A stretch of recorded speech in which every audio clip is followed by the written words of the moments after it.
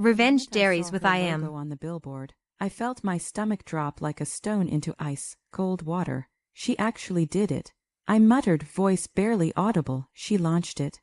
My name is Maya Khan, and for the last 2 years, I had poured every ounce of creativity, sleepless night, and personal savings into Lumi Tech, a startup I had envisioned from scratch. I had meticulously sketched product designs, coded prototypes, pitched investors, and nurtured a small but dedicated team. Every detail, every innovation, every ounce of my energy had been invested into building something revolutionary. And then came Elena Carter, my former co-founder turned friend. We had started together, brainstorming ideas over coffee, sharing notes in late-night sessions, and promising each other loyalty. She had been there at every step, or so I thought. I remember the subtle signs I ignored, the late-night research trips, the questions about proprietary algorithms, the sudden enthusiasm for the tiniest technical detail. I trusted her, I confided in her. And somewhere along the way, she had taken my dream and made it hers. Now there it was, her name plastered across banners, social media posts exploding with excitement, and investors lining up at her launch event. It wasn't just a betrayal, it was a public one. Every detail of Lumi Tech's original design, our patents, in progress, even the marketing strategy I had rehearsed endlessly, was now being showcased as Elena's achievement. The room felt cold as I watched the live stream. The energy that should have been mine, the celebration, the applause, the recognition, was hers, and I knew deep down that she had no idea how much of her success had been borrowed from my work. But amidst the shock, a seed of resolve began to grow. I wasn't going to let this stand, not quietly, not gracefully. I could feel the gears turning in my mind, each thought sharper, more deliberate.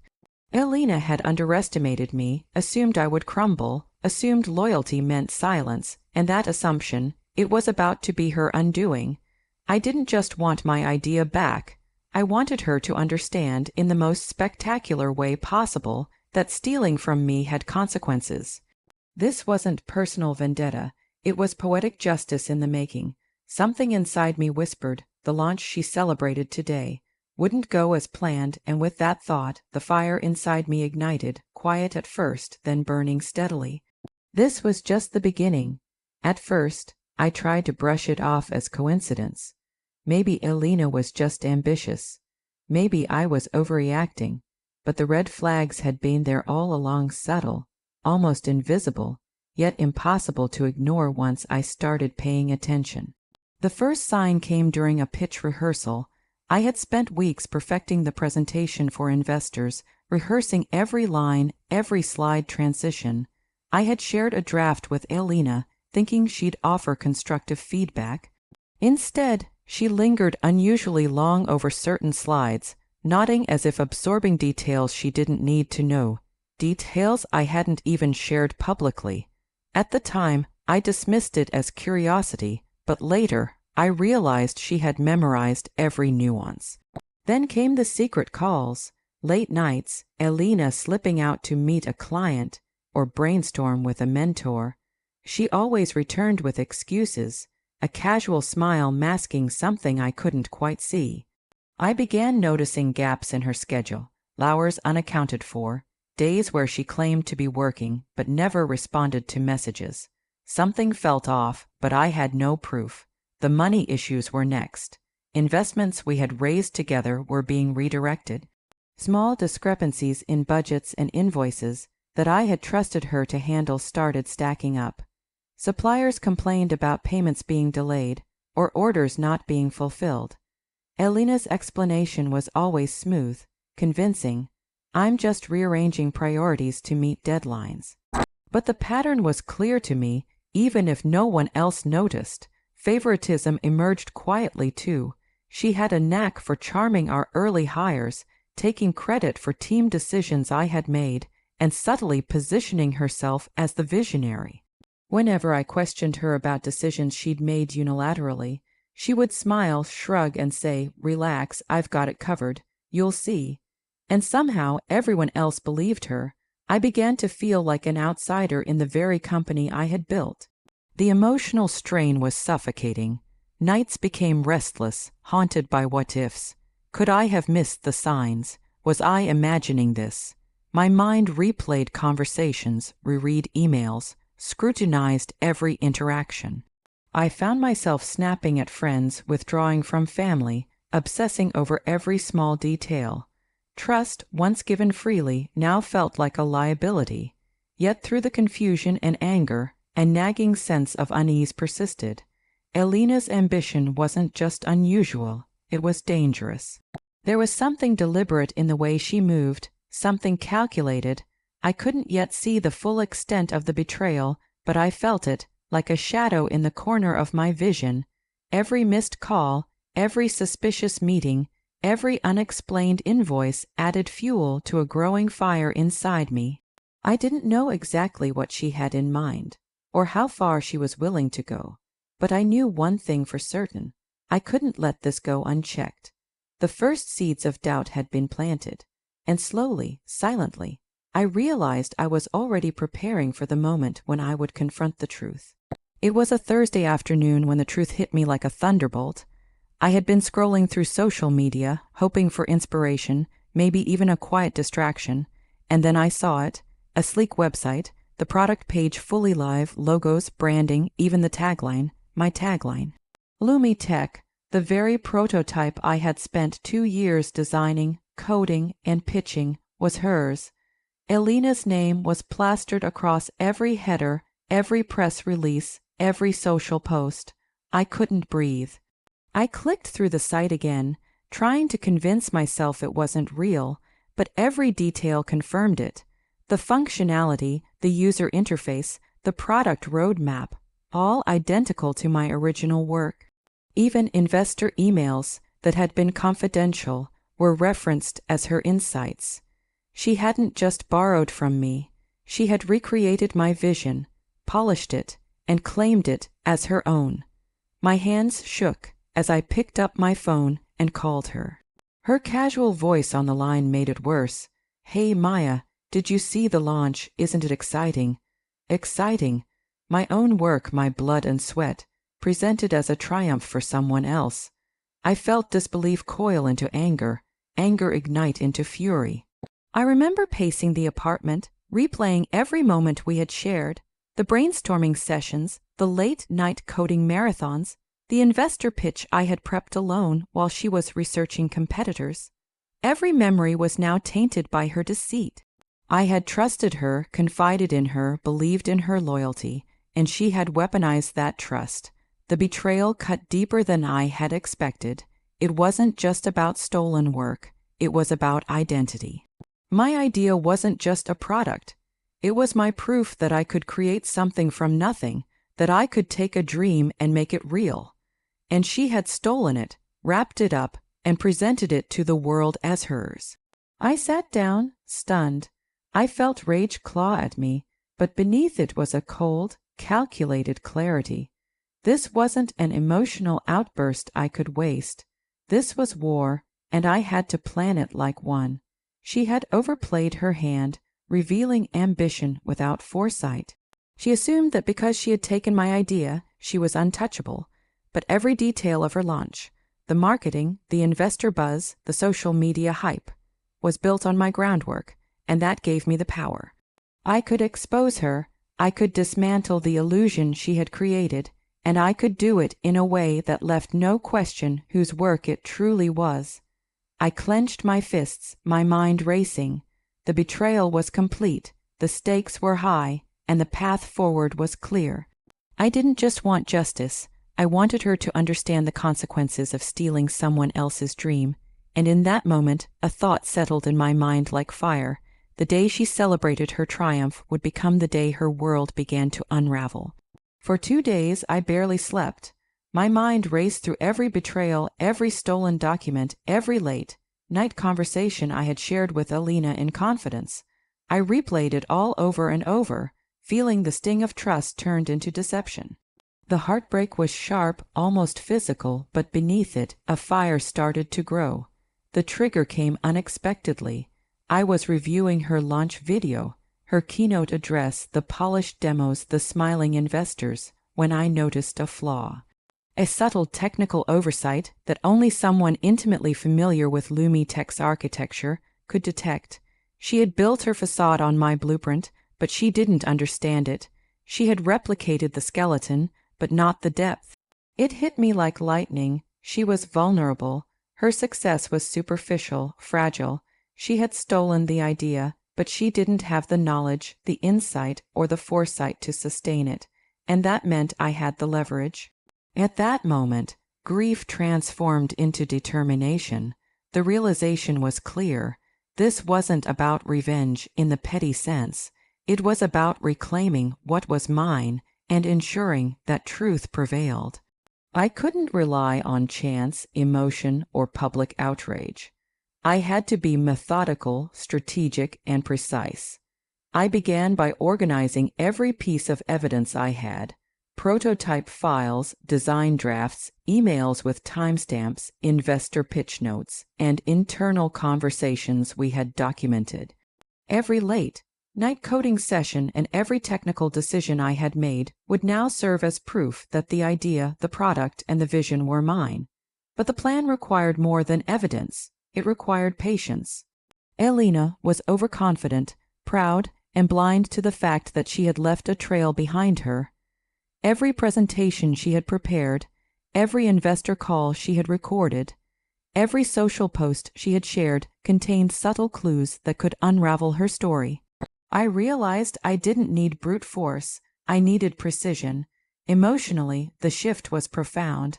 I felt lighter, stronger, and more focused than I had in weeks. The pain of betrayal became fuel, the heartbreak became clarity, and the disbelief became strategy. For the first time since the theft, I wasn't just reacting. I was planning, observing, and preparing for the perfect moment to strike. And the moment of reckoning, it would be public, undeniable, and poetic.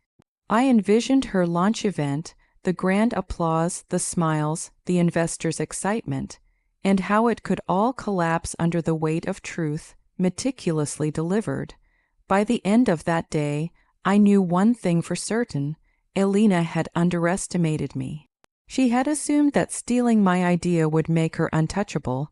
She had assumed that loyalty and friendship could be traded for personal gain without consequences. She was wrong, and I was ready. I treated my revenge like a launch plan itself, every step carefully plotted, every detail accounted for, and every variable anticipated. This wasn't a spontaneous act of rage. It was a calculated strategy to reclaim what was mine, and to make sure Elena felt the weight of her deception. I dug through my old prototype files, version histories, and internal documents. Every wireframe, code snippet, investor pitch deck, and design sketch was organized chronologically. Emails between Elena and me, chat logs where she had commented on my ideas, and time-stamped files showing the evolution of LumiTech, all of it became evidence. Each piece was labeled meticulously, creating a clear map showing that the idea, the product, and the strategy were mine from the start. Elena had built her launch on my blueprint, but she didn't understand the inner workings. I studied her presentation materials, demo videos, and product manuals, noting flaws and oversights. Every mistake, every inconsistency, every technical misstep became a potential lever to expose her lack of ownership. She was walking into the launch thinking she was untouchable, but she was unknowingly leaving breadcrumbs that would unravel her story. I reached out quietly to former colleagues, early beta testers, and a few investors who had communicated directly with me during the development phase. I asked them to confirm timelines, contributions, and discussions without revealing the larger plan. Their statements would later form a chorus of credibility that left no room for doubt. The idea and its execution had always been mine. The launch day itself would be the stage. I didn't need confrontation. I needed exposure. I planned to attend under the guise of curiosity and support, blending into the crowd while keeping my evidence and notes ready. Every investor question, every product demo, every detail presented by Elena would become an opportunity to highlight the gaps between her claims and reality. I compiled a polished, factual presentation of all evidence, Side-by-side comparisons of my original work and her launch materials, documented conversations proving her knowledge of the concept, and files showing my original coding, design, and strategy. The goal wasn't to humiliate blindly. It was to make the truth undeniable, leaving no question who had built what. Meanwhile, Elena remained oblivious. She posted updates, teased media appearances, and congratulated herself on the pre-launch buzz. Every smug tweet, every photo of her rehearsing in front of the team, every boastful email made it easier to expose her. Her confidence became the fuel for my planet, meant she didn't anticipate a calculated counterattack. By the night before the launch, I felt a cold, focused calm. The heartbreak had transformed into determination, the disbelief into strategy. I had every element in place: proof, witnesses, weaknesses, and a stage. The only remaining variable was timing, and I intended to strike with precision. Tomorrow, the world would see the truth, and the person who had stolen my dream would finally learn the cost of betrayal. The launch hall was packed with investors, journalists, and influencers, all buzzing with excitement. Elena took the stage with a confident smile, her polished presentation in hand, unaware that the most significant audience member wasn't in the crowd. It was me, quietly seated in the back, dossier in my lap, heart steady, mind focused. She began flawlessly, showcasing LumiTech's features, highlighting her team's innovation, and flashing investor charts she had copied from my files. The applause came naturally, feeding her arrogance. Every slide, every demo, every word was built on my work, but she had no idea I had the means to expose her. When the cue and a session began, I raised my hand. Silence fell. Elena's eyes flicked toward me, recognizing a hint of familiarity. "Yes," she said, her tone polite but guarded. "Congratulations on the launch, Elena." I said evenly, "It's impressive, but I have a question about the code implementation for your proprietary AI module. Could you walk us through the optimization algorithm?" The room went still. Elena faltered. She stumbled over technical terms, trying to recall processes I had coded. Every line of logic she had only seen secondhand. Investors leaned forward, sensing cracks in her expertise. Derek, if he were there, would have called it rookie panic. But this was worse. This was public unraveling. I clicked my laptop and projected the dossier I had prepared. Version histories, time-stamped files, emails, and internal project notes showing my authorship. Side-by-side comparisons highlighted exactly where her presentation mirrored my work.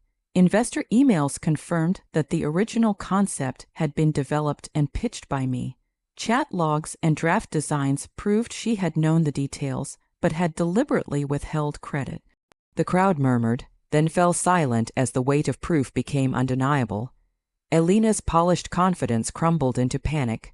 Questions from investors turned into pointed challenges. "Who actually developed this feature?" one asked. "Could you clarify your role in the original design?"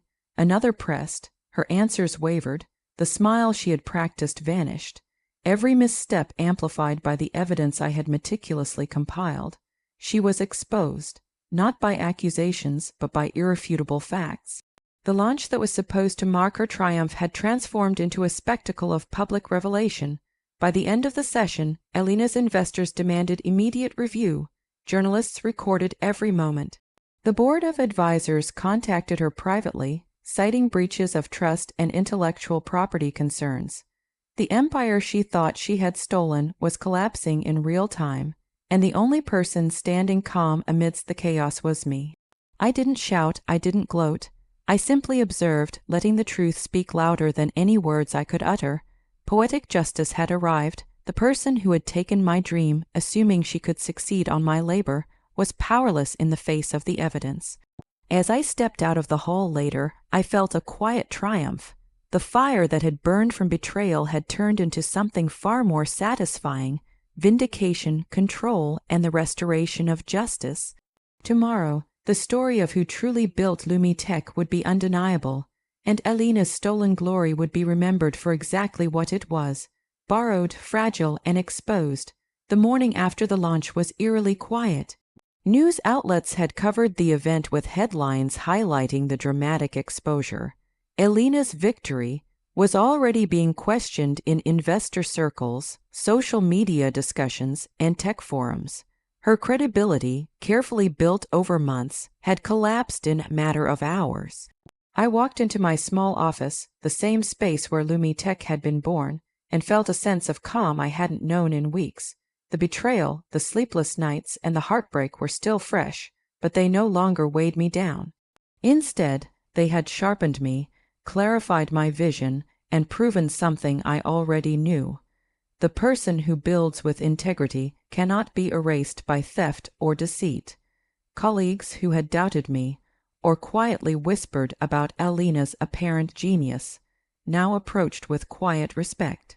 Former investors reached out, reaffirming trust in my leadership. Even the press began recognizing me as the true visionary behind Lumi Tech. The narrative had shifted.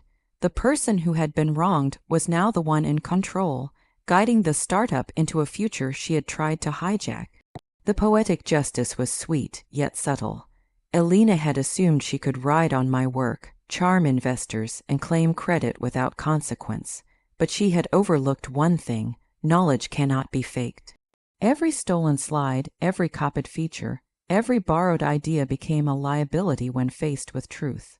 Her launch day, the day she celebrated her supposed triumph, became the day her illusion unraveled. As I looked out of the window, watching the city bustle below, a thought came unbidden. Betrayal can crush, but it can also ignite.